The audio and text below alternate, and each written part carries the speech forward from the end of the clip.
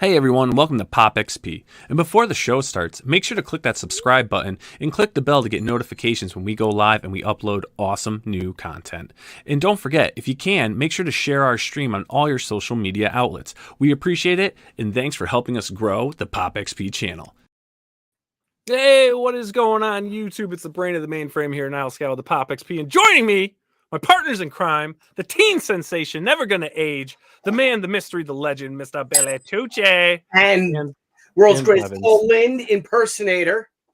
Yeah? Oh, Is that Is that a thing? Is that a thing you do now? is there documentation is there documentation for that? Like, We're gonna get a copyright. yes, strike. can we see some papers of pedigree, please? What do you just watch? Just got to see the results. Judge for yourself, All I right, like that man. Puma shirt, by the way. bro. What? Yeah, dude, man, love some Puma. That's You know, right. Shaolin Soccer was like a giant Puma commercial. It was pretty funny from Stephen Chow. I don't know what that is. Yeah, I don't know It's what that is. an amazing movie. Okay, Blevins. All right. Hey, and it's Blevins, everybody. And it's Blevins! Hey! Blevins! Hey, what's up? What's up, Hey. that collar? Bell, Hey, come man. on, touch that collar. Boom! The bell is Great out show tonight. tonight, early. boys. Great show tonight. Dude, Yes. it's I'm gonna be excited. incredible. I'm psyched about it. Probably more than you guys are, obviously. Yeah, I but- mean, we've got one of the most talented guys working in comics right now. I mean, his work is, he's so talented. I hate him. I wish I could draw like that. It's incredible. Oh, I mean, seeing how his work has progressed over the years. I mean, and when he hit Spawn, like it was crazy. But yeah, we're gonna get all into that. Woo, boy. it's gonna be. It'll be You know, Blevins. What's up, Blevins, man. Scally? I feel like how I'm feeling is I feel like you should introduce our guest tonight. Heck yeah, Is man. that right? I think you should do it. Well, ladies and gentlemen, Hmm. we have one of the greatest artists around.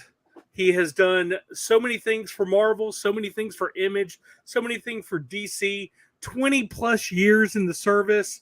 Not to mention moving into video games, senior artist for League of Legends at Riot Games. Yeah, man. Without any more weight, man. Let's bring him out, Jonboy Meyers. Come on. Boom! Welcome. That is very nice of you, Brian. I appreciate that. Like, yeah, man. It's like, wow, 20 years. I've actually been doing this Like 27, right? 27 27 professionally. Yeah. And then my indie stuff, I have another 4 or 5 years with that. Like, I mean, but Tucci will tell you too, like when you do comics, it's like, it all kind of goes really fast and it all blurs together. Like you're just like, Yep. you can tell the artist because we're all pale white because we don't go outside. Gotta take Well, them I tell you I what, man, actually like- had to order vitamin D pills. Yeah. Oh yeah.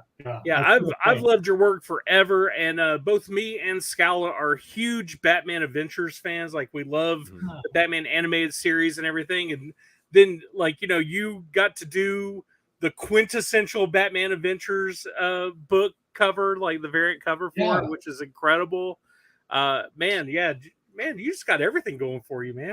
What's it I'm like very- being I'm John very- Boy Myers? That's what I I'm very want to know. fortunate for the work like that. I think the cover you're talking to is the Mad Love exclusive cover for the Fan Expo shows this year. So they'll have that available for sale for anybody who's interested. Their cover is pretty cool. I get to do like kind of a Bruce Timm style a little bit. So Nice. which is really, really fun. And like when you draw like really detailed stuff, it's kind of nice to go with something that's like a little more cartoony because it's like, oh man, I finally get a break. It's like, oh, this is easy. Like, oh, I can do this. This is fine. Yeah, you want this? Like, oh yeah, dude, I'll do that all day. It's Are fine. you pretty much all digital now? No. So so comics, like I'm sure Tucci's probably like beat this dog to death already. I'm sure so like working on comics or comics related product is basically like working on a bag of Doritos. You're working on a brand, so it goes through a lot of different stages, even on the gaming end, and you'll do roughs, a series of roughs digitally. If you do it traditionally, it just slows down the entire process because you can. They're used to iterations a lot. So when you show stuff, it goes usually to a committee in comics, like your editor proper and then head editorial. They look at it their Monday morning meetings or the Friday meetings and give their input. And then they give you their input and say, okay, well, we like this rough, but maybe this face on that. And we set of this, switch out these characters, do this, do that, and then you do a cleaned up rough and you'll proof it back. And depending on how much time has been eaten up out of your schedule during that process of waiting, sometimes it's really fast and sometimes it's really slow. You just kind of have to work with what you got. And usually, I usually have enough time to do it where they'll tell me, I'm like, great. They say this cleanup rough is approved, so I'll go through and I'll usually I'll either pencil it or I will print it in blue line and draw on the top of it or ink on the top of it, scan it in, clean it up, send it back to them, say, hey, any tweaks on this for the ink process? Is there any last minute patches or changes? Because in comics, I think there's always a lot of changes. Usually I get mostly like small face changes. Sometimes you get major costume changes. So you do that and then you take it to color, then proof it back again. There's lots of steps. It's like very step heavy. It's really strange. So there's a lot of people signing off on it. Because at the end of the day, that bag of Doritos needs to look like a bag of Doritos. Yes, Right. sir. So yeah. Yeah. So Well, if you don't mind, what I'd love to do to kind of start off, really get into our conversation is, I'd love to hear like your origin story. When did you first get into comics? How did it evolve into the career you have today?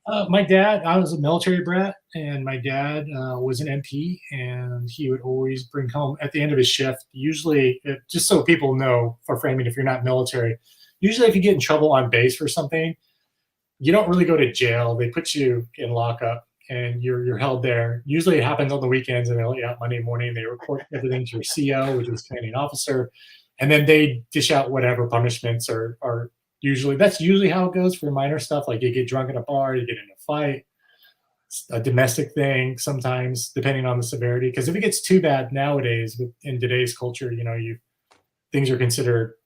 It's a lot bigger. It's not like it used to be. But my dad. Can't Was beat it the sailor's ass anymore? Right, you can't. Yeah, it's not like things are complicated, but they would always buy comic books and magazines and put them in the drunk tank and in the cells for the soldiers to sober up and just pass the time. Because if you get in trouble on a Friday night, you're in there till Monday morning. So at the end of those shifts, when he'd come home, he'd always bring home comics. And so I grew up on war comics. My first comics were like Unknown Soldier, Sergeant Rock. I love the weird war tales, are my favorite because they were like creatures and GI Robot and how the creature commandos and all this stuff. I love stuff like that. The really heavy like Joe Kubert, Alfredo Alcala stuff was just like wow. And then one day my dad brought home a Captain America comic. I had never seen a superhero comic before because prior to that, superheroes only existed on TV to me.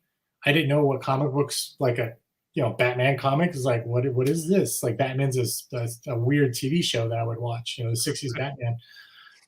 But he brought home a Captain America comic and it was just like, wow, like Jack Kirby. It was the bicentennial, Captain America bicentennial battle annual or something. It was Captain America and Falcon fights Magneto and the evil mutates, had the big guys with Mr. Peepers with the claw hands. You guys know what I'm talking about. Yeah, really, really. And that's when I guess Kirby made his triumphant return from DC back to Marvel, and he was doing stuff like that. And it really blew me away. And I started making my own comics ever since. And that's pretty much, I never stopped doing it. I think I stood in those long queue lines at San Diego back when they had those, not fire hazard friendly queue lines for like 4 hours to show your work for 5 minutes. Yeah. You remember, right? We're just standing in these lines, and you're just like, it's like praying for rain. You're like, man, I hope they like it, and they don't yell at me because you hear a lot of yelling behind the curtain. Like, oh, yeah, they do. That's when I was like, I'm doing my own book. Fuck these guys. Well, the thing about it is like I think it's a real testament to how bad you want it, right? Because you're always going to have people tell you no with anything, and the thing is, it's up to you to get serious about it and prove these guys wrong. Because for me, like if someone tells me no, I'm kind of like, yeah, okay, all right. I'm gonna work hard. Because like hard work always trumps talent in my mind. Because talent can only take you so far, but it's the hard work that actually is going to pull you through things and put you on a whole other level. And you gotta kind of eat that crap sandwich. Yeah. And hate it. And like, you got to remember what that crap tastes like, because that's what's going to get you through those tough times. Like, look, I have a really strong foundation for getting through this, and I paid my dues, and I know what good looks like, and you know what, I'm going to do the best thing I possibly can do. And here. I'll tell you, Yeah. One of the favorite stories that I ever heard you talk about is how you got hooked up with Todd McFarlane. Oh, yeah. That's like such a great story. Do you mind recapping that for us? Yeah, so I was working at video games at the time. I was at a company called Riot Games, and I was there. I was starting like my second year, and my first year was amazing. My second year was a little. I was starting to like, okay, like, most games it's usually top down. You're not, I think the initiatives I was working on, and I was kind of at the mercy of my producer, and he wasn't the most amiable guy. He just wanted to be kind of like a puppet, like just do what I tell you to do. And I'm just like, okay, like, you can't tell that to creative people. You just might as well just let him go play in traffic, because that's what's going to happen. You're gonna get plowed over. So I've been talking to DC about doing some stuff. So like, yeah, Jonboy, you want to come back to comics? Yeah, leave video games, come on back. So and this was at Comic-Con, and Todd had started doing shows again. And he was walking through the show in Artist Alley with his wife. And I was like, oh, Todd McFarlane. He stopped by my booth, and we had like a brief 10, 15-minute conversation about comics and art. And I was like, oh my God, it's Todd McFarlane. Yeah. And I gave him a copy of my sketchbook. I'm like, hey, I'm a big fan. And like, hey, it's nice to see you at Comic-Con again. Because even in working in games, I'd always come back every year. And I think this is when Todd was kind of getting back into the swing of things. And this was like, like almost 10 years ago now. It's like, it's hard to believe it's gone by so fast, but it's a little weird, because we had a really nice exchange. I'm like, oh, okay, I'll probably never hear from him again, but that's cool. I got to meet Todd McFarlane. And then like two weeks later, like, I had the roughest day I had at my job at work at Riot, because it was just like, oh man, I can't, like, I don't know if I want to continue doing this. It was not fun anymore, and it should be. But I got home, and then I got a call, and it was like, hey. I was like, hey. He's like, is this Jonboy Meyers? I was like, yeah. He goes, this is Todd McFarlane. I'm like, man, this is not Todd McFarlane. Yeah. Yeah, but that voice, so you're probably like, it's not, but it is. No, there's so many people who do the voice really well, right? Yeah, Like Rob Liefeld. Well, and we asked you one question, and what was that question, Blevins? Huh? Todd asked Jonboy one question, and what was that question? Probably was it's like, hey, what, you want to come draw Spawn? No, do Todd McFarlane about the upper deck. Oh, Yes, why sit in the front row when you can sit in the upper deck? Oh no, why sit in the upper deck when you can sit in the front row? You're killing it. You get it. Dude, I hate it, man. You pulled out of nowhere, man. You threw me off guard. He didn't say that. Here with Jonboy, and you want to break it out. It's like, Why sit in the upper deck when you could sit in the front row? Why sit in the upper deck? Come work with me, Jonboy. Sorry, I want you to draw the Spawn. I want you to draw the Spawn. I just texted me, guys. Oh man. No. Oh, we're not supposed to. Sorry. We'll keep it quick. And it is Todd McFarlane. He's like, no, stupid. It is. So I am. Yeah, he was. He's like, I got your number. That you gave me the number, and Eric Stevenson. I talked to Eric. Blah blah blah. I was like, oh, okay, this really is Todd. I was like, oh, cool. Like, hey, what's up, man? Like, what's up, Todd? Yeah, I was like, what's going on, man? He goes, hey, look, he goes, don't tell anybody. This is top secret. I'm like, okay, cool. Like, yeah, I won't say anything. Like, he's like, well, look, we're gonna bring Al Simmons back. I was like, oh, dude, finally, because I was like, I did not like Jim Downing, and I just kind of went on a like 2-minute rant about Jim Downing. I don't think anybody did. Well, like, right, like he's really the anti-Spawn, right? But he was like, look, we're bringing Al Simmons back, and I want you to come draw it. I'm like, he goes, when can you start? I'm like, when do you need me? He goes, as soon as you want to start. I was like, dude, I can start. He's like, I'm in the car. I'm like, dude, I'm at home. I'm like, I'm contemplating like leaving my job. I'm just like, hey, I think it's time to move on. And this is like, a sign from God. The heavens parted, the sun rays came down, and Todd McFarlane's like, floating on a cloud, like, do you want to draw this? And I'm like, well, this is a big sign. So I was like, well, yeah. I was like, dude, I can start in 2 weeks. He's like, great.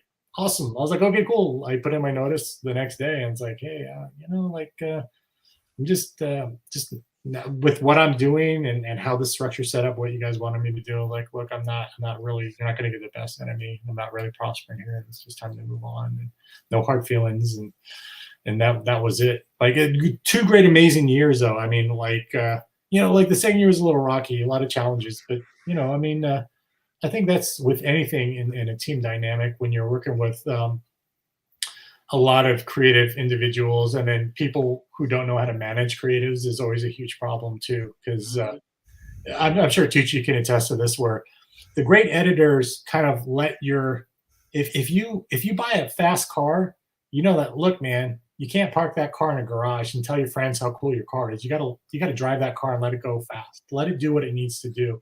Your job is to try to steer it in the right direction. And the thing about it was, I was parked all the time. I'm just like, dude, like in comics, we can make product like in 30 days. Like you guys are making this way too complicated. Like, but I mean, it was I learned a lot. It was an incredibly great learning experience. I met a lot of friends, met a couple of enemies, but I mean, it's all good. It's hey, and now here I am. I'm living this dream.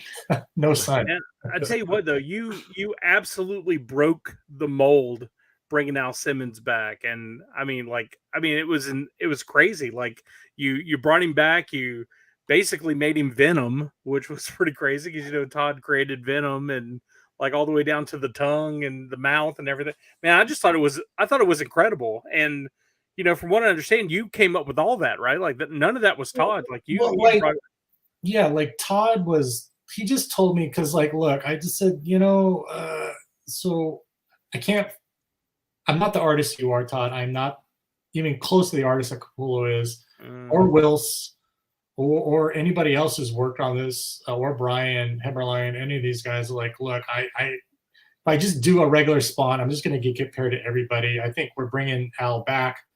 I want to make his look different. I want to kind of just put my mark on the character so people know this is an all new take on Spawn coming back. Like, he has the mouth, he has the tongue, he can emote better, he can talk. Our idea was bringing Al Simmons back as a human. He's fully mortal now. Like, we try to do like, hey, look, he's he didn't have the power thing. I think he has that back now. I'm not too sure. Yeah, he's got the timer and all that back now. But like, yeah, we did not want him to be burned up like a weenie. We didn't want shoelace face, hamburger head. We didn't want any of that. I didn't want him hanging out in the alleys. I want him to be like this new man who's not afraid to show his face, and he's not afraid to make himself a target. Like, and like, I think the biggest thing was like, we had 2 writers early on. It was Brian Wood, and the direction Brian wanted to head into and Todd wanted to head to was not a good direction. I personally felt like there was a lot of rehash of older stuff. So we brought Paul Jenkins in, and Paul and I hit it off like that. And our first thing was like, hey, look, we won't just take it easy. We're going to kill Wanda. And he was like, oh, like, you can't do it. I'm like, well, look, like we're doing this new thing with him. Like, look, he's been crying over Wanda for like 20 years. And look, she moved on, bro. It's done. Like, that's it. She's not coming back. Like, your good friend who's holding on to that hope that his girl's coming back. Like, dude, she married another guy. She had 2 kids with him. This is not happening. Yeah. So we killed her, but with the idea of that, we try to seed it later where we had like kind of Son of Spawn kind of in the works too, because the idea was that there's an heir to the mantle, and this son that never was born actually comes back at some point. But we also wanted to do where we wanted to seed the idea that Wanda was going to become a new Angela-like character, where she was not somebody that Al always had to worry about and save. She's somebody who can actually come and fight with Al and be on equal footing. You know what I mean? And she's single because, like, hey, you're dead. Like, hey, I'm this new thing now. Like, there's no ties to the mortal realm anymore. And I can be this greater thing, and trying to flip the script on it. Sadly, we never got to Juan becoming like.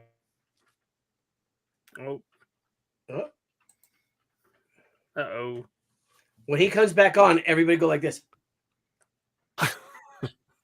So it would be great to bring Wanda back as like an Angela type character, because she's a strong character. She's a central part of the mythos, and you don't want to lose her. We had so many great ideas. I think he's doing some of those things now. Like, my thing I kept saying was, look, like, I want to have Highlander Spawn, where it's like all these spawns, like Raven Spawn and Ninja Spawn and Gunslinger Spawn, they all come out of the woodwork once we shut off all the portals. because they're not hiding from the devil anymore, and they're starting to walk the earth, and they start fighting each other to see who's going to have the most power, because your power is finite. Once it's used, you're gone. So if you kill somebody and steal their power, like, do that, right? Can we do that? And he's like, be more like the one, right? The one, kind of like the Pine Song, right? So I get more powerful. Have that little bar go up on the. Yeah, the idea was that the Omega Spawn comes back from the future. Nice. And is trying to like wipe everybody out. He's a twisted version of what Al became, and he kind of fights himself. But I think the thing about it, the cool thing about it, I think Todd's picked up on those strings a little bit and brought that back with the Scorched and everything. But I haven't really read it, but I like the art on it. So, yeah. That's a great idea, though. I think the Gunslinger. Yeah, I think the Gunslinger is the best one out of all of them right now. Like, I mean, I think Gunslinger is just. Like the story is incredible. Brett Booth is amazing. I mean, Brett's awesome. Yeah, but man, your artwork. You know, I know that J. Scott Campbell and Joe Mad. I mean, I know they're like some of the people that you know your influences and stuff. But I mean, dude, like I think your artwork has surpassed them. Oh, dude, come on, bro. You're very nice. That's why I like you. No, I'm telling you the truth. Like you can't. Brian, you got just something right there. No, I'm being honest. I have no reason to lie like that. I'm not getting anything. Thank you, man. Like, I think it's hard to take a compliment like that because I'm sure. Again, I got to refer to Tucci. Like, you as an artist, you're always chasing the ghost of what you think greatness is, and you're always comparing your work to the greats that inspired you and the people who. And like, I don't think myself will ever be as great as like Campbell or Madureira or Pearson. Yeah, but it's different though too. You got to think it's different. Yeah, but there's kind of different techniques for sure. Yeah, it just represents perfection to me, right? It's like that's like it's like Goku, where you're like fighting all these like number ones to hit the boss and try to like evolve, you know, as much as you can. And, well, it's like this in comic books. You have this, you know, J. Scott Campbell's really only doing covers now. Yeah, Joe Mad is doing his own, you know, he's doing Airship Syndicate or you know, one of those things right now. And I mean, like he's not even drawing Battle Chasers, the book that he said he was going to do for his Kickstarter. You know, he's moved on completely. But I think with people like you coming in that bring in the essence of J. Scott Campbell and do it justice, and the people that, you know, like you that come in and do the Joe Mad justice, you know, with the influence that they did on you. I think that's why it's been easy for the comic book industry to not really see that they're gone, you know?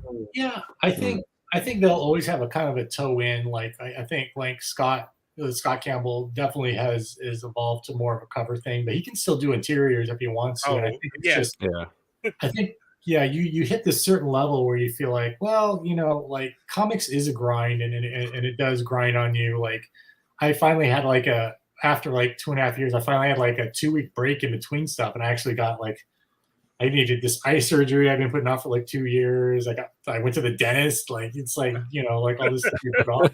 Because comics are very demanding. You know, it's just like, you know, comics will kill you if you're not careful. You know, I've got so many friends now. You know, it's really, really tough on you. You know, so yeah, you really like is like my heart goes out because like, you know, a lot of these guys passed away. I knew these guys too, and you know, you never want to see your heroes move on, especially when they're far too young, and you always want to try to take care of yourself. But I'm just saying they're living vicariously through you. Like fans are getting their fix we all are, through, you know, they're getting their fix through you. You know what I'm saying? And through the artwork that you produce. I'm glad people like it. I think comics is kind of a weird biz, so there's a lot of people who like it. Sometimes I always get emails sometimes like, "Oh, this art is so dated," and you're just like, "Oh," it's like, "Oh, that kind of hurt my heart a little bit," but I mean, I get it because. You're like, then don't look at it. Honestly, like, you know, in this day and age, everyone has an opinion, and they always feel like they have this strong need to share it no matter what. So, like, I respect that. Like, yeah, that's cool. Like, hey, you know, your words don't hurt me. Like, you know, that's cool. Like, it's not for you then, you know. But I think for me, I do it because I'm a fan of comics and I love comics, and these artists made such a big, huge impression on me that they're very integral to my DNA as an artist. And I'm glad that people see that you can see like the people who inspired me, and it's like and hopefully I'm inspiring other people, you know. And I think that's the thing about comics is, when you lit that spark, like that spark under somebody, like this happened to me when I was 4. I was making comics. I've been making comics ever since. Mm-hmm. I'm like an old man now, who needs to go get a tan. And, it's exciting. We don't necessarily do comics to become rich. I think this is why guys like Joe and Scott have moved on to more specialized things, because there's more money in it, and less work. Well, it's a different kind of work. Let me just say that. Like, it's not necessarily less work, but comics, to keep doing comics day in, day out is very challenging. It can be taxing on you too if you let it. If you let it work you instead of you work comics, like it might kick your butt. So yeah. Now, since because actually, me and Blevins were talking about this, and we were like, looking at your influences, everything. It's like, man, you can see the influences in the work, and and we were both like, man, but he's doing it so much better, we thought, and that's how we thought of your work. But I want to touch base for the viewers to understand, though, if you don't mind, let's touch a little bit on who your influences are. Yeah, like it was pretty much like when I started, I was making comics, and then by the time you get into high school and junior high and high school, you kind of fall out of it a little bit. I took a lot of art classes, and I still drew comics and stuff like that. But you have other interests, you have sports and things like that. But I started getting back into it. It's kind of like the 90s again, where it's like all the Image guys were coming out. Well, even before that, like Jim on X-Men, Rob on New Mutants, X-Force, and Todd on Spider-Man.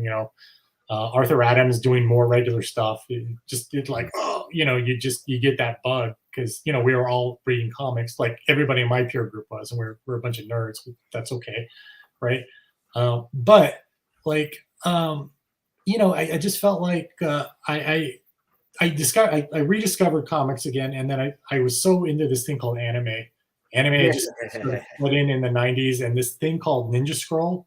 Oh God, yeah, dude! I have a couple of cells. I have 2 Ninja Scroll cells. I bought in San Diego in like 94, 95. See, I got a bootleg of a bootleg of a bootleg. So it was like I was watching it, and there would be like these little track lines on the VHS. Goes, like every third or fourth frame. I'm just like, but it was amazing, and the sense of movement and everything. I love this. I want to draw like this. And I was fortunate that my local comic shop would occasionally order these art books from the animations, and I would get those in. They were like expensive, like $120 back then. I would save up and buy them and like consume them.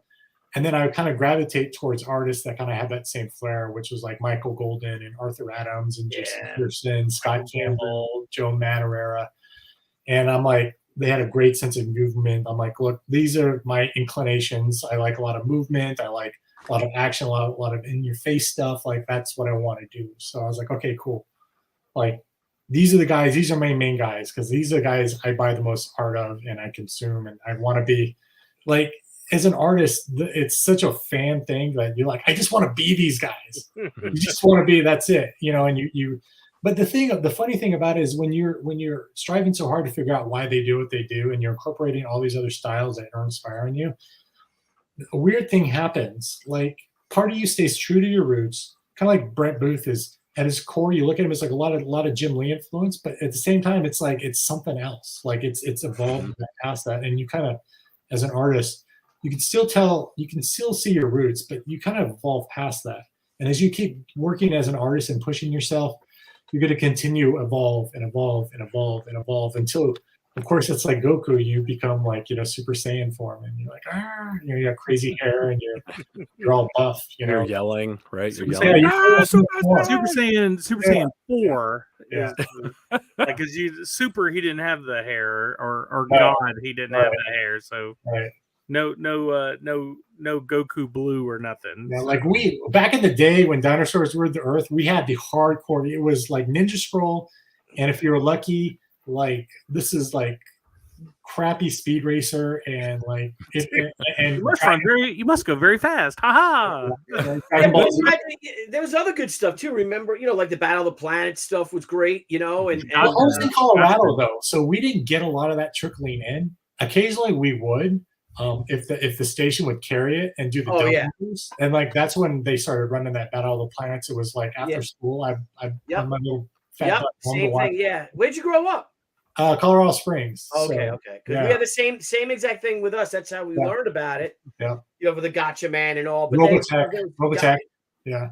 Robotech. Nice. Yep, they were making Gotcha Man. Didn't they start? They were continuing to animate Gotcha Man, and you could buy the VHS. I had those on VHS too, or is that the collected old ones? Do you remember? So the thing about Gotcha Man was they reinvented it so many times at so many different studios. Sometimes we would watch them, and they were serial, so you have to watch them in order, or you don't know what's going on. And sometimes it'd be a different episode, and we're like, oh, what I missed? Like, what's going on here? And some of them got quite racy too. They were yes, they were actually. Later on, for sure. Like I was watching the Blu-ray version. Like I want to say about maybe 5 years ago when Gotcha Man came out in Blu-ray. Yeah. And it wasn't labeled as Battle of the Planet, it was labeled as Gotcha Man. But they went into this facility and were fighting everything. They had the silhouette, and she threw the girl through through her little blade over there, and it chopped dude's head off. And I'm just like, where'd that come from? It was so out of place. I was like, dude, I was like 13 when I watched Ninja Scroll. That guy. It blew my mind, dude. The things that happen in Ninja Scroll, Ninja Scroll, I'm like, am I allowed to watch this? This is like, oh man, this is so cool. Right. Yeah, it's crazy. You still watch it and it still holds up. It's kind of like sometimes when they say don't revisit your heroes, like if you revisit like Thundercats or He-Man, there's a lot of cringe in that, man. Yeah. Like past that really awesome opening for Thundercats, everything else you're just like, man, was I all cracked? Like, man, what the yeah. Well, what's it called? The purples were not as cool as I thought they were. Yamato still holds up too, I think. Yeah. You know what? Like, I think there was. I never really saw a lot of that. I saw, what was this thing that I watched? It was so Bubblegum Crisis, You're Under Arrest, and Writing Bean were ones that the Kenshi Sedona stuff. So I only got to consume what the guy at the local comic shop would order, and he liked that stuff. So that's the stuff he'd always kind of push on me, like, yo, kid, you need to watch this. This is real anime. And I was like, oh, okay. So I would buy it. It was like the things are like $40 though, and like that's like, that's my whole allowance. So I was like, yeah. But I mean, the thing about the bootlegs were the best because when I went to Comic Cons as 16-year-old, Thunder, we'd go to the you can't. I don't know if they do that anymore. They had the bootleg VHS tapes guys in the back. We'd run in the back in Comic Con. You could buy 5 for like $20. They're probably all DVDs now. They're bootleg DVDs now. You go there. Yeah.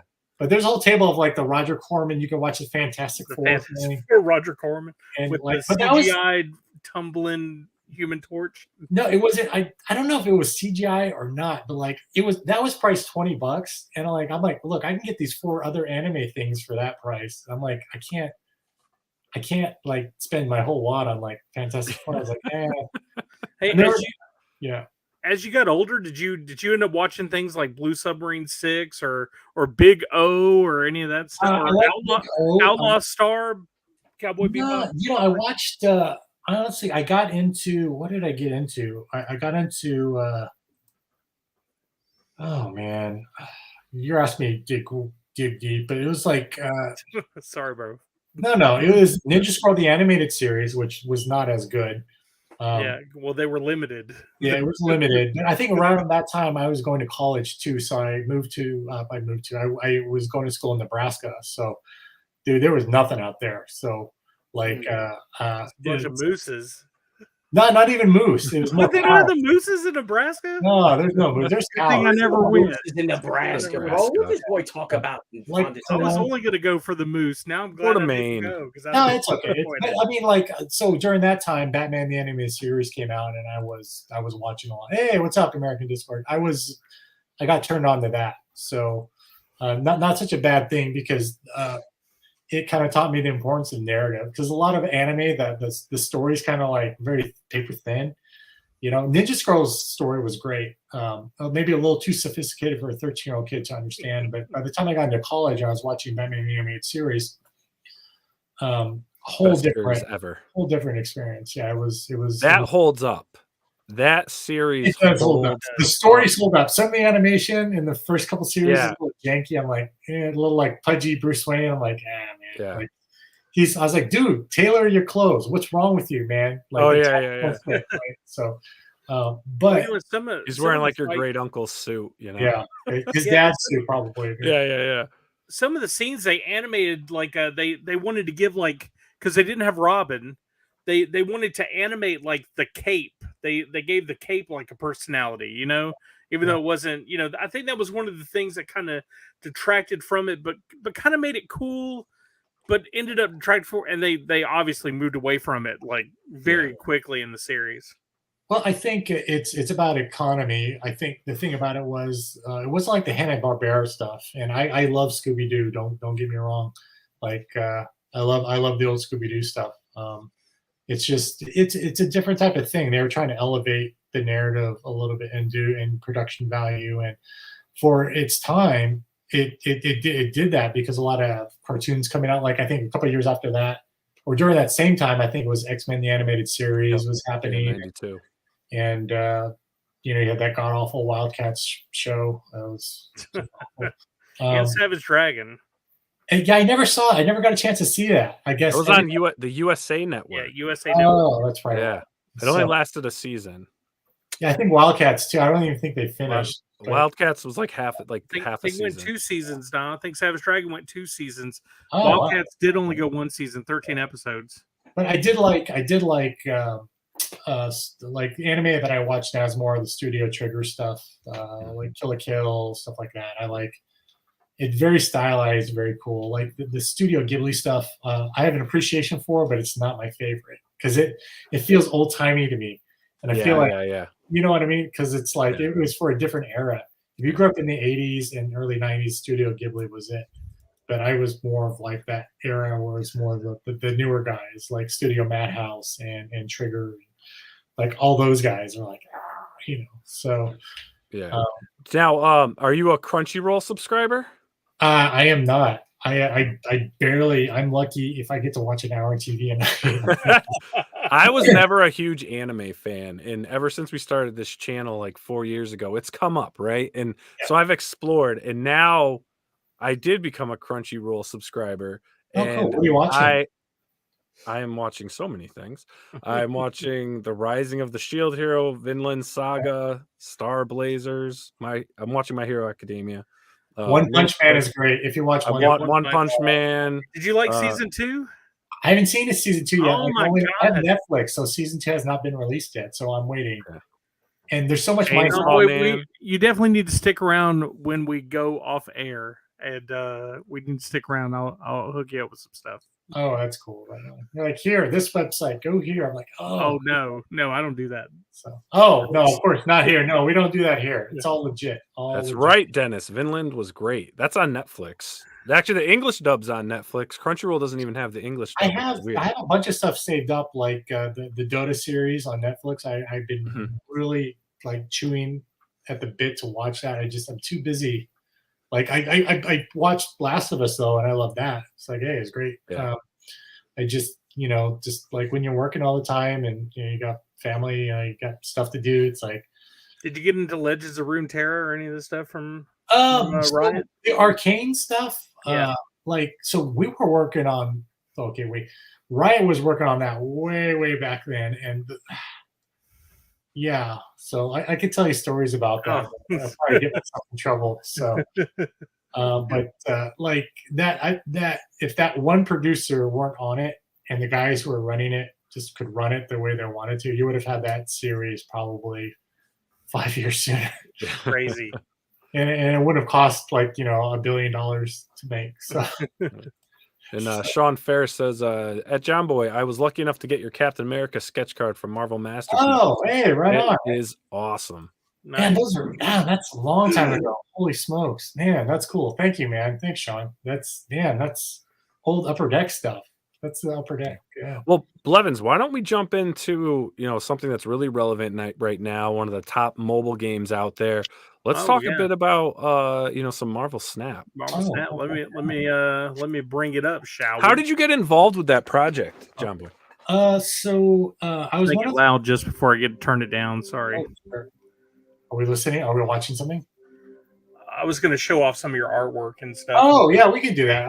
Yeah, that's cool. So basically, like I think I was one of the first or second guys brought on to do card images, and this happened pre-COVID, the very last show before COVID hit everybody. And I met a guy named Jamaro Kindred, who's the art director at Second Dinner, and we hit it off, and we had a couple conversations about stuff. And he's formerly at Blizzard and Hearthstone, and one of the guys who was spearheading this was Ben Brode, who's, of course, one of the guys integral in making Hearthstone what it was. So they're bringing those same ideas, that same type of gameplay, and that engagement to what they're bringing with Snap. So yeah, I was totally intrigued, very honored they approached me to do some stuff. So I did about, man, I thought I did more, but I think it may be 22 cards total. So I mean, it was fun. It was great. Yeah, this is kind of how this is. Like, obviously, I don't have any of the new stuff. Like, I don't have the Nebula card, and I don't have the Ronan the Accuser, the Ronan the Accuser one. But I mean, you got your Incredible Electra. Of course, this is the animated version. I don't know if you've ever seen how this animated. Dude, I don't play Snap. I have never seen this. This is so really cool. every time you get the card, you can upgrade it. So the first time you upgrade it, it gives you a shiny logo, like the name Electra comes out shiny. Then you do it the second time, it breaks out of the barrier. See the purple barrier around? Yeah, that's cool. And then when you upgrade a third time, it goes to 3D, where she's completely out and it turns side to side. And then the fourth time you get the animated, and then when you do it the fifth time, you can take the card and split it, and you get like another like fancy black and white and all that stuff. Yeah, and here's you have there's Sunspot. There he is. Yeah, Sunspot, which I haven't. I love that. He's actually one of the you have a bunch of the cards that are like played in almost every deck. Like number 1, Electra's played in every deck, because when you play her, she kills any one casting cost character. Sunspot is amazing because at the end of the turn, if you didn't use any of your energy, he gets bigger. So you can like skip your turn 5 and you give him 5/5 to the power, which is insane. And then let's see here. That's Wills. Blade, which is a key in every single one. As you can see, I have multiple Blades.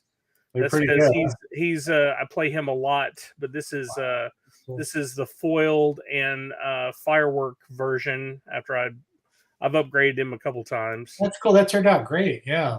These are let's see here who else I got on here. This is why I stopped drawing them traditionally and just switched to all digital on these cards. I think the first 10 or so that I did were traditional. All the figures were traditional, but I think you did Star Lord, right? You did the Star Lord. I kept having to cut them. I kept having to scan it in and then cut them up or make tweaks or revisions. So I was just there's Falcon.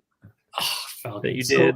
I can tell you a story. So Falcon was the original card that Falcon had Red Wing in it, and they were adamant that Red Wing had to be in it. I'm like, I was having my original one was him flying at you. It looked all awesome. It was like, nice. This is such a cool card. Like, well, we need Red Wing in it, and I'm like, they didn't even use it into it. So I had to do like this crappy, like kind of upshot. And it just, it kind of puts the FU in fun a little bit, Can I just tell you how incredible this art is? Oh yeah, the Hobgoblin art is absolutely broken. It's so incredible. Yeah, it's a fun card. Yeah, and then for Todd, I was gonna do Venom. I was gonna pull Venom up. Oh, where's Venom? Maybe he's somewhere. Maybe I don't have him. Maybe I don't have Venom. I thought I had him. There's a spider deck where they just eat everybody. But this is one of the most played cards next to Bishop, which was done by Will Portacio. Oh wow. Like when you play this guy, he goes over to the opponent and he gives him -8. Did Wills do Bishop? I thought he didn't do the Bishop card. He did do Bishop, just he didn't do the main one. Like this is the one he did. Him playing chess. That's kind of sad because Will's created the look for him, and he didn't. He did a bunch of cards. I did Sabretooth there and Gamora. I was gonna bring up Gamora, which again you can see her cape flapping there, and Sabretooth. Yeah. There's a these are the first time I've seen these like ever. Like I've seen images online, but I've never like. Yeah, here you see his mane flowing here in the background. Oh, that's cool, man. And the snow bouncing around and moving in the background. They took out the blood. He was covered. They had blood splatters all over him. Oh, well, that's probably what all this is. This is probably some blood on it as well. Oh, no, that's snow at the bottom where his foot is like splooshing through the snow. Yeah, that's cool. Yeah, there's more. Well, I mean, we won't go all into this. You can go ahead and stop that now if you want. But the game is so amazing. I mean, it won one game of the year, the mobile game of the year, which was, driven by a year of Raid Shadow Legends with every single influencer and YouTuber that was around. And I mean, it just came in, killed the game. It's not even a game that you have to pay to win. Like, it's not a pay to win game. Right. Like, in fact, I don't know if you saw, but I have like 11,000 gold. I really don't have anything to spend it on unless I want variants, which they use all the variant covers from all the comics anyway, which they have, unlimited use of thanks to their contract with their deal with Marvel. So, hey, I'm glad I got to show you something you didn't see. Like that, I've never seen any of those animated ever. So that's kind of a cool kick to see that. Like, oh wow, like oh man, like cool. That's a treat. It looks good. Yeah. And speaking of cards, was it Sean Ferris actually sent me an image of that Masterpieces card that he did. Hopefully it's good art. It's just old art. It's just like, oh yeah, nice. It's so old. It's old art though. Like Tucci, do you feel like this when you look at old art? You feel like it's like you're running into an ex-girlfriend. You're like, oh my god, yeah, it's terrible. Hey, what's going on? You're just kind of 100%. Like here's something that blows your mind. Like, think about how many of those sketch cards they did during that time period, right? Oh, dude. Now think about how many sealed booster boxes there are, people that are collectors holding on to them that have just built them value. Like, there's artwork in there that people will never see. Like, they will never see it. And you know what's bad about that is I only got a card to do the sketches. Oh no. That's how hard up you get to be an artist. You're like, hey, you want to do this thing? I'm like, yeah. Like, only pays $1. And I'm like, what? $1 for a piece of art? Are you? But the thing is, we got comps, so we could do. I have like a whole giant rack of cards like this thick of like comp cards I can do sketches on and sell. I'm just too busy. I don't have time. But maybe someday I can dust it off. Like, buy these cards that no one cares about anymore. Bring a couple to the shows, right? Have a couple exclusive sketch cards. Like most people want things done on sketch covers these days, or they want to do a commission. The tiny card art that I try to push, like, all right, like that's $300. Like, I can get a sketch cover for $300. Like, that's true. So they're more sophisticated now. So if I ever did that, I probably have to price them for like $100 to maybe do like a really good job on it. Like, take my time. Like, okay, here you go. Before the show, we were talking about your Kickstarter. Kickstarter that you had, the Sketchbook Volume 2, which went like gangbusters. You sold 19 minutes. 19 minutes sold out, right? Like, our funded 19 minutes. And it basically gave you the opportunity to have the funds to do like I want to say what your passion project is, right? Like, it's what you wanted to do. Like, I'm working on that goes into my slush fund to finance my creator-owned book called Princess Dragon Killer, and I'm still working on it. So this is my first thing that I'm actually really writing at large. I've done a lot of short stories, but like when you write for a longer narrative, you kind of put under a bigger microscope. And then for my first thing coming out, I've been working on it in between jobs, and I'm actively trying to turn down work. Even though I've got this Ubisoft project with Assassin's Creed that I'm working on right now. And as soon as that's done, I'm back to my creator own. But to try to focus on it. But like Assassin's Creed. Oh, it's cool, man. But I wish I could talk to you about it. It's all good. Well, I think I've said too much anyway. But anyway, that's pretty awesome, though.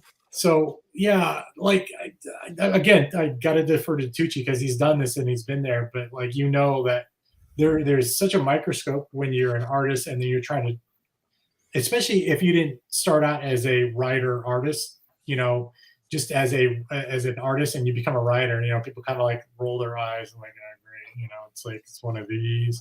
And I don't want this to be just like some throwaway thing. Like this is something I'm really working on, trying to make the narrative good, and because there's so much more of a demand and expectation that stories need to be really good these days, because people are used to that long form narrative because of Netflix. They understand and appreciate stories. So I just want it to be right, because I don't want people to say, oh yeah, Princess Dragon Killer, good job, Jonboy. Like, it's like, it's not, I don't want anybody.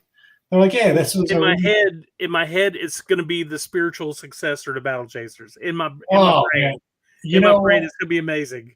I hope it inspires people like Battle Chasers and all that stuff inspired me. So I hope it's something that people are like get really excited about, because I'm kind of like putting all my toys in this box now. I'm like, okay, I'm getting ready to launch this hopefully in the fall. So I'm trying to like, hey, I'm not taking any other money, so I'm hopefully this thing will be well received. Like my goal is like, if I can at least do like maybe 40 grand that'll cover printing and get the books out and I can continue the Buddha book, I'll be like, okay, I'm all right. I'll be cool. So you're going to bring this to Kickstarter? Yeah, I think Kickstarter, and then maybe break it up into single issues, because I think the first issue is like going to be 72 pages, but a break in between. Wow. So if I can release as single issues, I can break it up in the middle and still do that, because it's the idea of double dipping, because some people who support Kickstarters don't buy comics, and some people buy comics and support Kickstarters. So I kind of want to cover my bases. And plus, too, it'd be cool to get 2 checks. And I'd be like, I'm rich. I got 2 checks. I'd lose my mind. I would probably take the day off of that happen. So would you do it digitally, or would you do it traditionally, so you could add the perk of selling some of the original art? So yes, I would probably do all my layouts digitally, but then I would either print the boards and ink wash on top of that, or I would light box or something. Because for me, there's that, I'm old school still, and there's that need to have that original. It's my retirement pages. They're my retirement pages. You know what I mean? So yeah. But I mean, it might come to a point where for speed, you just do it digitally and you're like, okay, it's done, But like for me, I just want to make sure it's great art, great story. Like it's something that's engaging. It's something that when people pay for it, whatever I charge, like they feel like they're getting something that is their money's worth. Because I've done Kickstarters, where you do it and you get it and it's like 20 pages and you pay $30 for it. You're like, dude, this is it. It's like, man, this sucks, man. It's like, I end up throwing those in like my Halloween thing. I give to kids for on Halloween. I'm like, you're kids for Halloween. I think with your pedigree in comics, as well as your name already be established in the in the Kickstarter and crowdfunding realm, because I mean, you did your own Kickstarter, you did the cover for Berserker. I mean, like the names are out there. Your name is out there for that stuff. Yeah, I think what, like I'm very fortunate, very lucky to have those jobs. But I think the main thing is the only thing that matters in comics is what you're doing now and what you're creating now, because it's great that you have that recognition, and it makes you feel great that you guys like, yeah, this was the thing, and I was like very happy to be a part of it. But you always got to remember, it's always about what you're doing now, and you always. The thing is, if you set a certain bar for yourself, then you want to, whatever you release next, you want to try to up yourself every time. You want to try to push what you can do, because I want to say I don't think it's completely like that. I don't think it's 100%. It may be a majority that way, but I don't think it's as far as the swing as you think. I don't know, man, because like I go to my shop sometimes, or you go to these message boards, which I recommend you never do if you're a creator. You sit there and you read the posts, and it's just like, man, you people are mean. It's like, yeah. Like, like okay, like wow, that's personal. Like, you're like, dang. So, Well, with you doing your own book now, if you don't mind me, like with the state, obviously, like there's so much drama out in the world right now. Yeah. You know, with entertainment industry in general, just politics, everything's just like crazy right now. You know, and Madonna looks great still. What's Dude, that? you need to be Madonna. quiet about that. Oh man, I didn't know that like was Madonna. buffer with a I didn't. polisher or something with those Yeah, smooth jeez. edges. I think it looks like she ate a small child, and maybe she did. 'Cause Maybe. I'm sorry, man. Like watching that Grammy opening, I was just like, they're not even hiding it now. I was like, wow, man. Like, come on, just say it, dude. Just say it. It's like, come on, man. I was like, wow. Yeah, It's agreed. bad.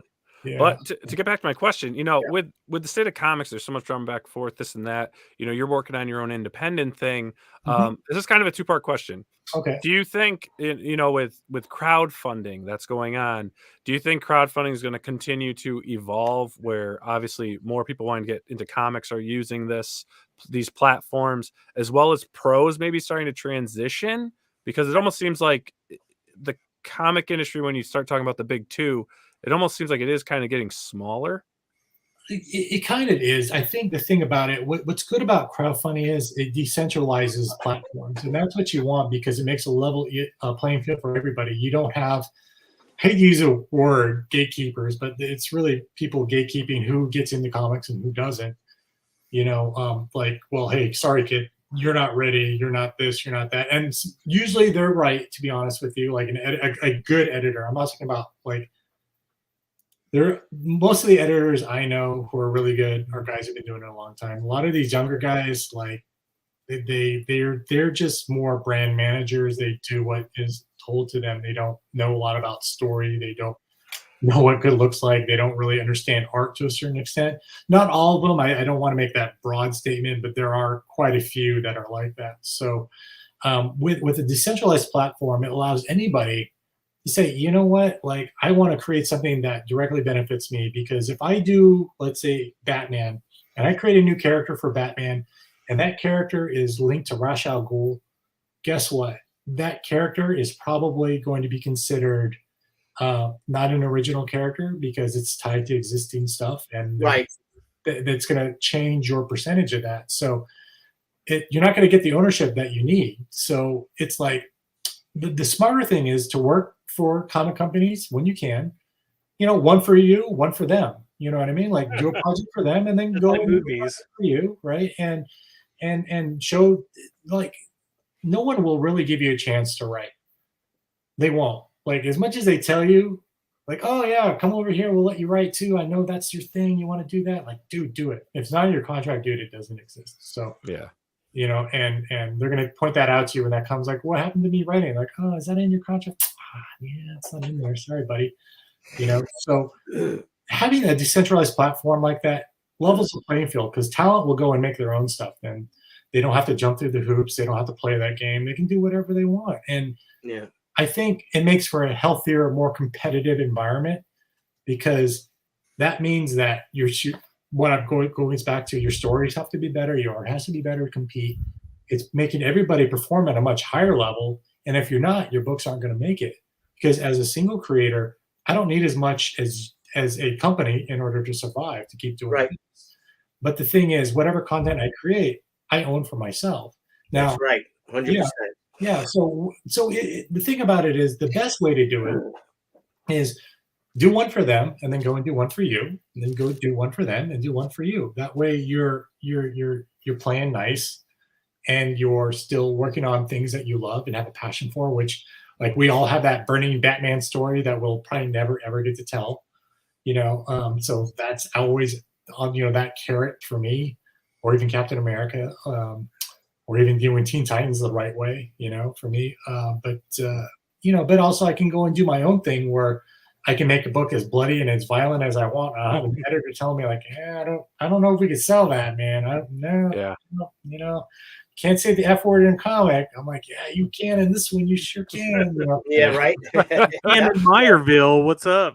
Yeah, like it's, you know, but I mean, that's the thing about it. And actually leverages and is a good springboard for creators who are pigeonholed as artists to do and show and flex and do more, because it's not about, again, all that matters is what you create. And if they could say that you can create something that did X amount of dollars on a Kickstarter that you wrote and drew, The bean counters are the real decision makers in publishing.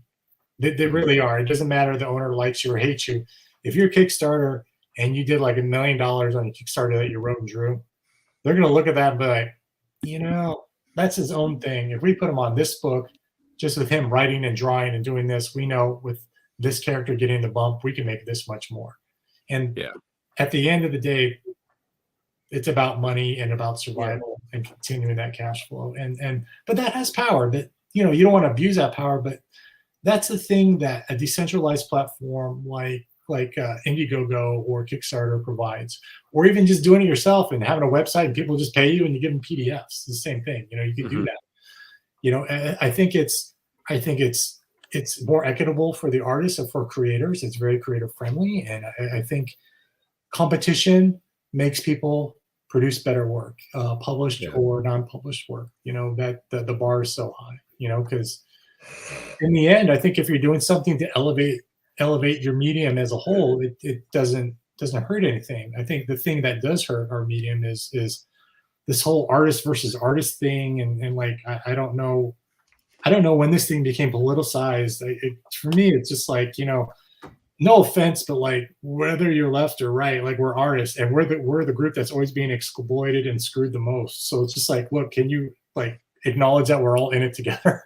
Like acknowledge that fact that, you know what, we're the ones usually creatively, you know, like building things and kind of getting left out, you know, and when they go, you know, try to cancel one another and things like it's really disgusting behavior. You know, we become like an industry of tattletales almost. Yeah. You know, like, oh my God! Hey, Marvel Comics, did you see what so and so said in 2006 on Facebook or 2012 on Twitter? Yeah, I think that's the tough thing is like who you were 5 years ago, 10 years ago, or 20 years ago is not who you are now. And I don't, I'm touching on it because like, you know, this is stuff that's been always kind of in the back of my mind that I thought was just not right. I think we as Americans are allowed to have our own opinions, and it's okay to disagree and have a opinion that's different. It's okay to debate. I think it's these things where you fall. I think, you know, with the things like Twitter, it is really social engineering that's playing groups off of each other, and you kind of fall into this paradigm of left, right, and for me, I'm like, hey, look, we're all artists. We are probably the most exploited class in our medium. We have a lot that is in common, and those are the things that we should build on and respect. And we should respect people who have different opinions, even if it's hate speech, we think, or whatever. I don't think it's our right to go and throw people under the bus. It's just like, you know, at some point, if you're busy doing that, you're probably busy not making comics. And for me, all I care about is making content and making cool stuff. Like I like to be friends with everybody. You know, if you have an opinion that is your opinion, like, hey man, like that's cool. Like, you know, like that has nothing to do with me liking someone's work. You know, right? And unfortunately, there are people, and they have emotional problems. You know, I mean, again, a lot of creative people do, but you know, they've become like, believe it or not, the bullies they you know espouse to despise. They become, you know, that 12-year-old kid that picked on them, that they couldn't stand up for themselves, whether wouldn't stand up for themselves. Now they still hate that kid. You know, that 12-year-old's moved on. You know, he's become a plumber, or you know, or a police officer, or you know, it might be. I think honestly, I feel it more. It's social venting because people have so much frustrations. We're fed a lot of crap, you know, by our government. We're fed a lot of crap at work, in our jobs. We're asking to do more and getting paid less. You know, we're in a recession. Like people have a lot of pressures, and I think these things that pop up are a way for people subconsciously to just vent about something and be heard and feel like they're empowered to do something. Well, I think a lot of it's about power, right? I think people find something to stick to, a movement or something, and social media gives them that voice. And by them having that voice, though, too, if they can make their voice loud enough, they get recognition. And today, you know, me and Brian were kind of talking about it. Like, you know, you look at like today's youth, you know, the kids in their 20s and the late teens and even younger. I mean, their first aspirations in life now are like, I need to go viral. I need to go, you know, like Right. everything is like, you know, trying I want to to be an influencer. I want to be an do this. influencer. Yeah. Let me tag onto this and that, which I think is a shame because I think it's Yeah. hurting a lot of mediums out there in entertainment and stuff like that. And, you know, again, Yeah. my stance has always been everyone deserves the shot to do whatever they want, and everyone has their own audience. Like, Yeah, this is America. I think, Yeah. you know, if you can't be successful here, you can't be successful anywhere. But I think, you know, I think for me, it's like at the end of the day, I'm only accountable for me and the things that I do. And as a creator, I'm only accountable for what I put out and the content that you know what I mean. And I just want to focus on that. And people want to have opinions about it. Like, yeah, that's cool. Like, you know, I might not share that opinion, but I think, you know, people feel the need to be heard. Let them be heard. The thing about it is like, you know, I can't argue with somebody and say their opinion's wrong. Like, you know, it's either you learn by experience or you learn by example, and it's okay to make mistakes and have a view. Yeah, and you're not going to change your mind anyway. So why bother getting to, you know, these people, they just want to, it's like, all right, fine, whatever. But like, I think people are stressed out about a lot of different things. And I think if you look at like the social engineering of it, where it plays like the Twitter, like Elon's been pretty upfront about like how they've been gaming people where they create these bots and accounts that intensely create more conflict and engagement to have people engage each other, because if you like this one thing, they're going to put your feed and other people's feed who are polar opposite of you. Yeah. And it's not, honestly, it's a game. It's because the more clicks they get, the more time they have, the more money they make. And the thing about it, you're just being used to make money. And it's kind of like, you got to kind of more advertisement can go through people's feeds and other stuff. Yeah. It's a game. Yeah. It's crazy though. Like with everything done and the progress that has been done in all things creator and creative, like it's still like the starving artist, you know, it's not like the starving, you know, flight attendant, you know, not the starving publisher. There's not the starving. Yeah, absolutely. But it's always the starving artist. No matter what has changed, it's always the starving artist. And that should have changed just by accident by now, you know? Well, I think we had the upper hand during the image years, and we kind of blew it a little bit. But I think the implosion had more to do with it being sold a bill of goods that this was going to be worth millions of dollars, and like newsflash, everybody, if something's printed 1 million times, there's a lot more of it. It's not as scarce as you think. Yeah. But the reason why, like Superman, like Action Comics 1 had like maybe 5 million in print or more, like back then. But the reason why those books are so scarce was because the war effort, people recycled all of that. Being patriotic, they needed paper, they needed materials, they needed tin, they needed this. That's why those tin toys are so hard to find and expensive, is because most of those got turned into bullets and tanks, you know? Yeah. But I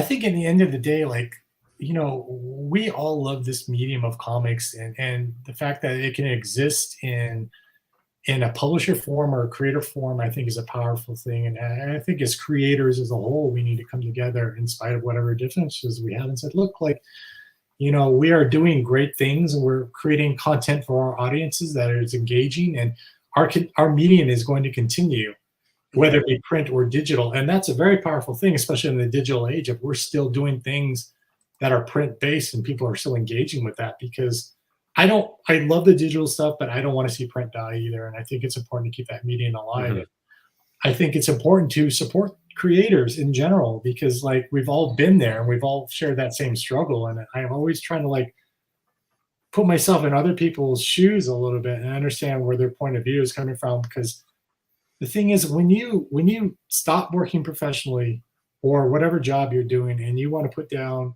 your time to create a Kickstarter, and I'm not talking something that's AI generated, keyboard warrior stuff. I'm talking about real art where you sit down and you write it yourself, you draw it yourself, and there's blood, sweat, and tears. I try to do my best to support as many artists as I can in a crowdfund, because I do that myself. I know how hard it is, how difficult it is to support creators, and how hard it is to put yourself out there, you know, and sometimes it's received really well and sometimes it's not. And you always want to walk back from that, like, okay, well, what did I learn from that? Right. So because everything's an opportunity to try to do better. Because like, well, I didn't promote it enough, or I didn't, maybe I'm not like I'm doing something that people aren't really keen to yet. Maybe I'm too ahead of my time. There's so many good books that came and went that were just ahead of its time and so relevant now. Agreed. Yeah. Can we pull up that comment from Justin Crawford, Niall? Yeah. So Justin Crawford is my buddy. He's a professional miniature painter. Oh, cool. He paints like I'll show you my setup, but I do the unboxings for Atomic Mass Games and Crisis Protocol, and they send me Star Wars Legion. And he says, as a professional artist myself, there's always someone that's willing to do it cheaper on the side. Yeah. It can be a tough battle.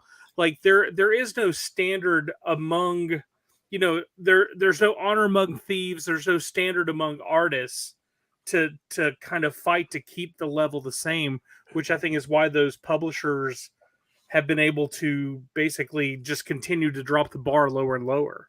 Well, I think that actually maybe part of it. I think it's more about globalization, where globalization probably hit comics the hardest because globalization and really brings everyone to the same standard. The sad thing about it is you have to understand it's a lower standard for some people, a higher standard for others, but it's the same standard for everyone across the board. So for the rate locks and things like that now, because it's a global market, you can, whatever rate you're offering on a book, that's whoever can fill that spot. So if that person lives in, say, South America or Europe, where maybe the dollar goes a lot farther than, say, the US, that's why these things are happening. And it's a matter of economics, because we're not the only industry that's crippled by it, and it's kind of how it is now.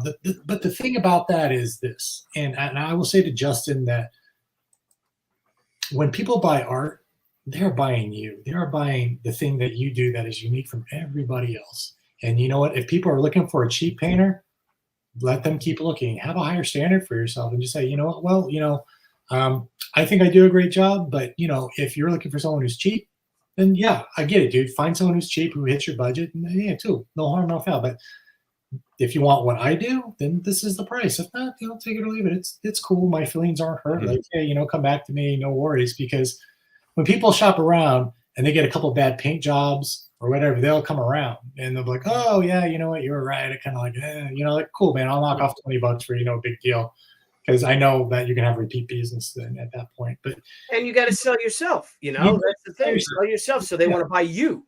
Yeah, they are buying you. Yeah, in essence, because they want to engage. They're like, hey, this guy's cool. I like his art, and you know what? This guy is working hard. He's doing something he's passionate about. Like, I want to support him, and that is at the core of what comics are about, is supporting the creators. Because most people bought for creators even back then. Unless you're a completist. But I only collect Jack Kirby, Fantastic Four. And then when Kirby stopped, I stopped. And I follow Kirby to the next thing because I like Kirby. You know what I mean? It is a very creative driven thing no matter what. And I think, the industry knows that. And, there's things that we as artists cannot come together on. It would be great if we can unionize, but many have tried, like Neil Adams, guys like that have tried many times. But the thing that we are united on, which is surprising that all artists universally are, is with AI art, and we've all crowdfunded for it, and we've all donated for it, and we have representation for it that now is fighting on our behalf, which is kind of nice to see artists come together for. That is pretty unprecedented, because usually, most people will stab you in the back to get a job, even if they're working at a cheaper rate because they want to work. It's crazy. So. Yeah, I mean, it's, the fact that we do this, and, when people say you're getting into comics for the money, if you were in the 90s, I'd be like, yes, you're right. But it's not the 90s anymore. It's not the same thing. It's a little different world, Yeah. Usually you have to be part of a larger community to really be profitable with crowdfund sometimes, because they have a way of standing out and they have a built-in audience. And sometimes when you're doing, you're like, lone wolf crowdfund, you're like, hey, look at me, everybody, give me your money because you're gonna get this cool thing. Sometimes, here's the thing, you got to remember, lone wolves in the wilderness usually don't last long. You always need a team, and I think it's always great to have a community of comics. So if you're a creator, it is important to have a community who's going to support you and give you honest feedback and help you create that thing and make it successful. The thing about it is it's a trust thing, and when you're taking people's money, you want to do your darndest to try to deliver a great, compelling product on time and make them happy, because these are the people who are putting their hard-earned dollars to work for you, so you can survive and do your thing. So don't, as a creator, I would say don't take that lightly. Even if you're working on with a publisher or with doing your own thing, it's this responsibility you have to make sure that, hey, this is my name's going on it. It better look great, and you always want to try to have that high bar. And it's when you feel like you can't deliver that bar is when, in my mind, you want to take a step back and take a break, because maybe you're spreading yourself too thin creatively and not stocking back up again, or you're burnt out or whatever, because you're not a machine, you're a human being, and you need to be fed, and you need to be creative, and you need to be excited about what you're doing, and it's all these things. Creative people are very unique bunch of people. We're very passionate about what we do, and that always shows in the things that we're doing and how we talk and how we express ourselves. But at the same time, we tend to overbook ourselves and spread ourselves too thin, and we overcommit and we say yes when we should say no. So, but can we do this live real quick? Where I'm like, hey, I've drinking 2.5 cups of coffee. You're a great guest, man. You're great. Yeah. With you talking about how to follow a successful path in surviving comics with Jonboy Meyers. Oh, he's like, I'm out of here. He's getting his coffee. Oh, he's going to get his coffee. I have to use the bathroom. We'll wrap up while now. you're gone. Yeah. Okay, I just want to thank you. Thank you for coming on. Oh no! Give me like 2 minutes. I'm gonna use the bathroom, wash my hands. All right, he's like, I'm going. Okay. All right. This is going on, dude. All right. Again, absolutely incredible guest. So much hate in that man's heart. So much hate. Oh man, he's like, I like talking to him, man. It's like talking to Tucci, man. He's a young, passionate about, not as good looking Billy Tucci. Oh, he's way better looking than me. Come on. That's cool. I like though how he's recognizing the independent creating while still managing a mainstream presence, but there's still that need that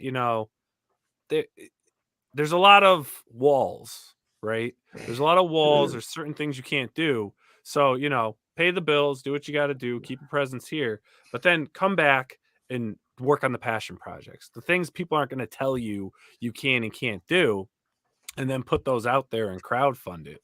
And I mean, his art's incredible, man. So if his writing is electric. I mean, I really am looking forward to seeing. I will say that. I will say this, the thing that gets me, I mean, again, obviously you can tell you love this business, hands down. One of the things that gets me is that there's people like you with that kind of passion and that kind of skill, and you should be manning more things, you know what I'm saying? You should be headlining bigger things, your Robert, your Teen Titans run on DC 52, I mean, was incredible. I wish you would have had better writers for Red Hood and the Outsiders, because it would have probably been a better book. But your art was incredible. Well, I mean, it's absolutely insane. I appreciate that. I think there's always regrets that you have in comics on certain projects that just don't come together. Like Teen Titans was the end all be all for me, and it just was not. Dude, it was incredible. I mean, it was just the cover. I love doing Damien and the I think the direction of it, where it was going, I think you always have to just be honest with yourself about if the whole team is well, we like this direction, and you're kind of hey man, it should be like this, and this is why. And I thought we were the new 52, not the last 52. Right. Well, this was Rebirth, right? Yeah. So the smart thing is just to kind of don't be a blocker and get out of the way and let them find an artist who will do that for them. Because for me, I'm always about character, and I love Damian Wayne, and at the time I just felt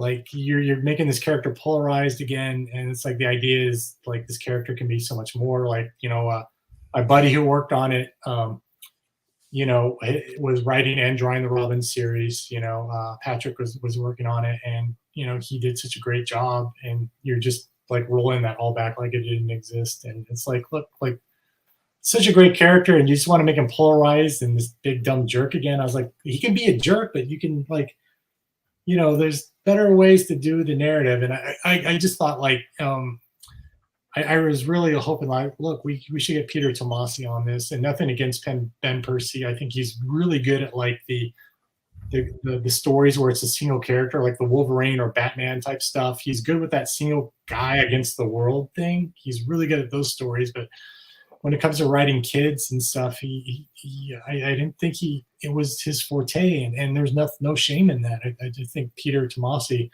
was doing Super Sons was doing a much better job. And I'm like, look, that's what this book should be. It should be kids trying to do big things. You know, that's the whole core of Teen Titans is, you know, adults telling them you can't do this and we can. You know, we're going to prove you wrong. You know, it just kind of came this like, I don't know. It just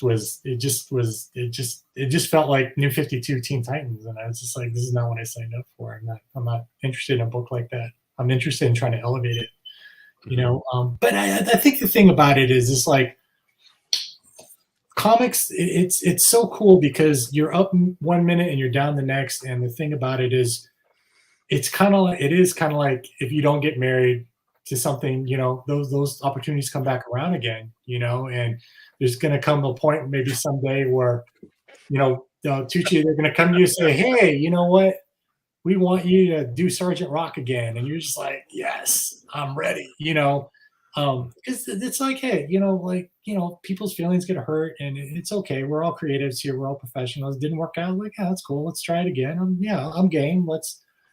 Is it going to be different this time? Like, how do you guys want this role to be? How do you want me to contribute? And it's just go from there, you know? And I think though, for me, I'm always about just trying to do the best I can and just put good work out there and try to support everybody, you know, and do, because our way of life continues, whether, you know, we succeed or fail. You know, if a publisher closes, you know, that it makes it harder. It makes it harder on all of us, because then that's less work, you know. I mean, you're talking about, you know, probably like 3,000 titles out there, and you probably have like 20,000 people trying to break in. You know, it's very competitive, but you know, you never want to see that close. And the good thing about Kickstarter is it allows people to do those things, you know. So yeah. How much fun did you have drawing Goliath? Oh, dude, I wanted him in everything. Like, he was such a great character, man. Goliath is Damian Wayne's red bat. Yeah, Dragon Bat, or whatever you want to call it. And like, they don't use him enough. It's kind of weird how like these characters disappear, you know, and it's like, oh, dude, like, well, what happened? He's such a great character. Yeah, man. He's yeah. Like that's like his best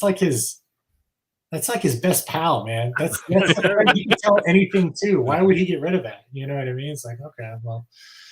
Yeah, it's so crazy too, because, you know, I don't know how much you've read of this stuff, but, you know, like, he was killing everybody, but then he felt bad, and like he went to like a slaughtered thing and adopted a cow called Bat Cow.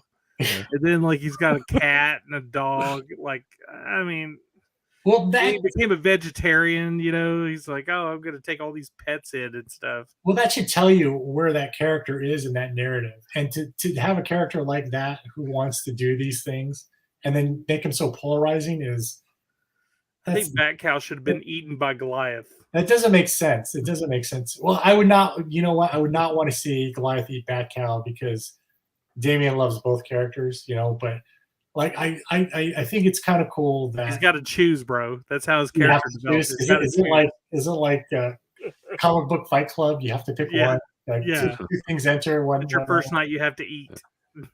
Goliath and Bat Cow. I'll tell you what, Campbell. I couldn't write that. I couldn't do it. I'd be like, they'd be friends. They'd be bros. They'd be like, yeah, that's cool. Yeah. I'll tell you what, I'm actually really excited though to see what you come up with for your campaign. this fall, man. Because Princess Dragon Killer, like I said, I think it's you got to come back on when You you're gotta ready to come back launch on, that bro. thing. Yeah, I'd love to. I love talking. spiritual successor Battle Chasers. I'm calling it. Lock it in. Oh, you know Lock what? it in. I'm Battle Chasers. Who is said coming back, that? actually, Who this said? Yeah, that's right. Get out of here. Battle Yeah, Chasers is that'd coming be- back this summer, I did so it. I'm excited to see it. So finally, like after 15 years, it's like, Wow. Wow, that's like right? Yeah, I know. It's like, geez, where'd the time go, man? Or maybe it's been 20 years. Maybe it's. Oh, man. I think it is more like 20 years. Yeah, I think so, man. I think 20 years ago was 2003. I know, right? Right? Like, holy shit. That's crazy. I have my 20th high school reunion. It's crazy, right? Yeah. That's what I mean. I think the thing about it is like time is so short. You know, time is so short. So I would always say this to anybody working in any creative field. Like, you know, it's you know, you don't want to live with those regrets of like who you could have been or what you could have done. If you have an itch to do something creative or create something or put something out in the world, like don't do it, man. Like I've got friends who are dying at like 53 of like heart attacks, and that's like, dude, like what you know, that makes no sense, you know. And the thing about it is don't wait, because you know, and take care of yourself, of course, you know, but just you know, don't wait to put that thing out. Don't give your best years to a publisher. Try to do something for yourself too, to do one for you at least, because you're that one thing that you leave behind, your loved ones or whatever, you know, you just don't know what's going to happen with it. That's right. You know? So And this is our chance at immortality. that's it. That's how we live on. That's how we inspire people, is through the works that we leave behind, those pieces of us, and whatever we want to say about the people we were, we put into our work. You know, like I know Billy, like his work, like you know, I'm sorry, Tucci. I always want to be respectful, because like I'm not even on that level, right? Oh, stop! Will you stop? I can like Dude, he doesn't like that. He'll hang the phone up on me, dude. no, like I can tell, like Billy is a person who is very supportive of our country and the military, because he's always worked on these books where it's about soldiers and their struggles and things like that. And that's like, being a military kid, that's something I can totally relate to, because like you know, my dad had PTSD from Vietnam War, and he never dealt with that. I had friends who went off and fought in Gulf War and Desert Storm who came back and had a hard time dealing with that. And, you know, it's, you know, the work that you create says everything about who you are as a creator and what you believe in and what you're passionate about. And that stuff does live on, of course, you know? Yeah. Here. It's pretty cool stuff, man. Very cool. Yep. Yeah. Well, Jonboy, man, thank you so much for hanging out with us. Sure. Please come. I mean, you can come back on really and you can whenever. stick around when we if you want to keep close chatting. up. I'm serious. Come Like, back stick on. around. We come backstage. Well, anytime you guys want to talk comics, I love talking comics and stuff like that. Yeah, if you see it, what are you doing tomorrow? Even if there's something you want to talk about, you know, like, hey guys, you see this new so-and-so book out or something, you know? What do we do a show on it? You know, like now. So let's start that's talking cool, comics, man. man. Yeah. Yeah, I'm all about getting the word out and stuff, man. Like it's more eyes on it. That's always good, because I'm working on actually. There was a sketchbook volume 2 that I did. I did a volume 1 like 10 years ago, but I get emails still. They're like, I don't want to buy volume 2 because I don't own volume 1. So I'm actually taking volume 1 and I'm redoing it. Like all the old work I could not share at the time. I'm going to do a volume 1 probably in the next 4 or 5 months and do. Is it gonna be a redux? A redux? Is that what it's actually gonna be? It's gonna have all my like World of Warcraft art in it. It'll have nice. Like some of my like character design stuff for video games that I couldn't put into books at the time. So all this cool stuff I couldn't show at the time, I can put in now. I'm like, it's all in there. Can't stop me. So I'm gonna do that and have that be volume 1, and hopefully people will be like, oh, I can buy volume 1, and then hopefully they'll buy my extra copies that I have left of volume 2. And nice. Then I can take the day off, because I'm like, okay, I don't have to work because I made some money. So I was like, great, I can eat a cheeseburger. You talked about all the sketchbooks you bought. Did you buy How to Draw Comics the Marvel Way? Oh yeah, of course. Yeah, like everyone has that, man. Hey, dude, look. You know what? I actually have a few copies of it. Like I don't know. The homeless guy that was living in my shed, he had 2 things: a bottle of Hennessy and Oh, How to Draw Comics the Marvel Way. And I drew comics the Marvel. And like, the that half was, drink bottle that of was Hennessy. the book. It was that and Andrew Loomis, because like when I was growing up, I was always in the library all the time, and that's where we had like, you know, Bring on the Bad Guys from Marvel and all this collected stuff, you know, like that's the only way I could really get that stuff because I didn't have access to. You were lucky if you could go to the local 7-Eleven or BX on base, and see a comic, and it would be spotty. It'd be like X-Men, like 144, and then it'd be X-Men 153, and you're just like, what the hell happened in between? I don't. Yeah. And you're like hoping and praying. You go to the flea market because you have your money, and you're running because you want to find out like how the story ended or what happened. Or I love this artist. Who's this Paul Smith? Oh my God, I got to find more work of this guy. This guy's amazing. You're looking, and it's.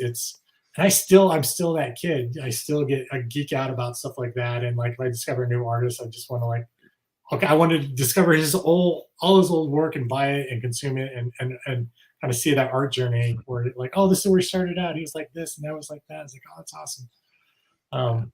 Yeah, fun stuff. Yeah, absolutely. And before we sign off, John Boy, where can the viewers out there follow you? I'm on. I have a website, www.jonboymeyers.com. I'm on Instagram, John Boy Meyers, Facebook, Art of John Boy Meyers and John Boy Meyers.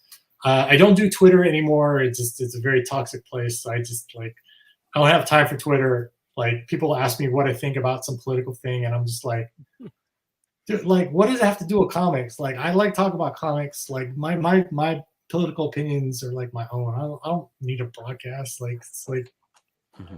It's like I don't want to talk about that. Like, hey, let's talk about what's happening in Batman right now. Hey, man, I'm all ears. Like, I don't know what's happening. Why is he in this alternate dimension now? I just want to tell you, I'm buying everything you're selling right now. Like, I just want to, I want to focus on positive stuff and do cool stuff. It's like I just want to revisit Danger Girl. Yes. Dude, I love Danger Girl. Dude, like. Honestly, when those guys came out and did like all the cliffhanger stuff, man, I was like, oh my God, oh man, like Humberto Ramos and Joe Mad and Humberto killed it with Crimson, but we had him on the show and we talked to him. Like apparently there was some bad stuff happened with Out There, which is why it ended up going the way because it went. Like you could tell, like it's like one episode was amazing, then the next one it just went into the dumpster. So yeah, that's a problem sometimes when you work with a publisher and then your rights are tied up because sometimes you have to, they're paying for it, so you got to kind of take it. You got to have to listen to them a little bit because it's kind of like Tucci will tell you too. I'm sure he said this. Like there's certain hills that you just have to figure out what hill you're going to die on and plant your flag. Like, look, I'm okay with these changes. I can't do this. Like, guys, like you're killing me here. It's. I would do a whole show on Danger Girl. I'm just saying that for. Oh, you got to get Scott on the show then. Like, dude, like I would like get Scott on the show, get Nick Bradshaw on the show, get Andy Hartnell on the show. We've tried. Make it happen. Make it happen. Yeah, can you help us make? Can you help us make that happen? Nick is awesome, dude. Just talk to Nick like, man, we want to talk Danger Girl. That's all we want to talk about. We haven't done that. Like, oh yeah, I don't know. Like I'm like, look, like I've been trying to get him on since he was Jeff Scott. You know what I'm saying? Like, well, yeah, I honestly just approach him. Like I think like for me, I love talking comics and geeking out about it. Like to kind of hear the kind of like inside baseball on like what happened on like Out There or Crimson or High Roads or any High Roads or any of that stuff. Revelation. Like, yeah, I mean it's like I love High Roads. Like I bought like 2 copies of that. High Roads Mechanica, I thought was great. Ali Garza was like killing it. I was like, dude, this is awesome. So yeah, if you can get those guys on, I don't have any pull with anybody, man. I don't. I'm always busy working. Todd McFarlane, you call old Toddy up. Todd is honestly like Todd's pretty busy. Like, so here's the thing, like Todd, when I left Spawn to join the Dark Side at DC, he just told me, look, bro, he goes, look, bud, like I gotta tell you, he goes, they're gonna lie to you. But he goes, you go, okay, I understand, but you're dead to me. I'm like, okay. Oh right. No. No, not like that. Like he's like, look, man, you're dead to me. Like, go ahead, go guy, go for it. Find out on your own, because I'm trying to tell you, like, whatever they're promising, it's not exactly the same. It's not like you gotta burst that bubble, John Boy, because it's not exactly not exactly what they're saying and what they put in the contract, 2 different things. So, and me being naive, I'm like, no, they're gonna do it. You're like, I gotta live my own life, Dad. Well, yeah, kind of like, and we joke about it at shows. I was like, yeah, you are right. He goes, it's okay. You got to find out on your own. You got God, the Todd father gave you an ultimatum. He was no, it's not that. like, The thing I'm about gonna it is, tell you something that you got. like, the Todd will tell you this. Either you learn by example or you learn by experience. And sometimes we have to fail. And Yeah. the thing is, you want to fail up and you don't want to make those same mistakes. Failing down is making the same mistake over and over. Failing up is learning from it, making new mistakes, and getting better. Because Todd said he did that. I mean, it took him like over 200 submissions to break in. The things that Todd's had to overcome to do what he's doing now. Like if you ever could get him on here and just have him talk about what it takes to be a comic book artist. And I'm sure Tucci it's almost the same story. It's about eating a lot of crap and not believing what people are saying about you and or your work, and just pushing through it and getting better and better and better. And it's a testament, because if you would have listened to those guys who told you to quit, like, what would you be doing now? Would you be happy? I don't know. Exactly. Yeah. Exactly. Yeah. That's No, right. good advice, man. Well, thanks again, man. Good Great advice. show. Yeah. Sorry, we're running Everyone- along. I know. No, this is Oh, no awesome, way. man. You kidding me? It's awesome. This is great. Now, everyone, thanks so much for tuning in. I appreciate all the Stick participation in the chat. around. Make sure to give John Boy a follow on Facebook, Instagram. Check out his website, johnboymeyers.com. Check it out. And yeah, man. And really, you're welcome to come on. If you enjoy yourself, you want to come on for more streams, we'll send you some invites. We Yeah. can chat about some stuff. Yeah. And yeah, everyone, thanks so much for tuning in. And we will see you all on the next one. Thanks, guys. Support your local Thank you, comic John shop. Boy. Thank you, guys. Thanks for having me. See you guys. Have a good You're night. awesome, brother. Good night, everyone. Thank you, Bye, guys. everybody. Thanks for having me. Hey everyone, thank you for joining us on POPXP. If you haven't already, make sure to click that subscribe button and also click the bell for notifications when we go live and we upload some awesome new content. Also, don't forget to head on over to Twitter and follow us at the POPXP and over on Instagram at the POPXP. Thanks again everyone, and we'll see you soon.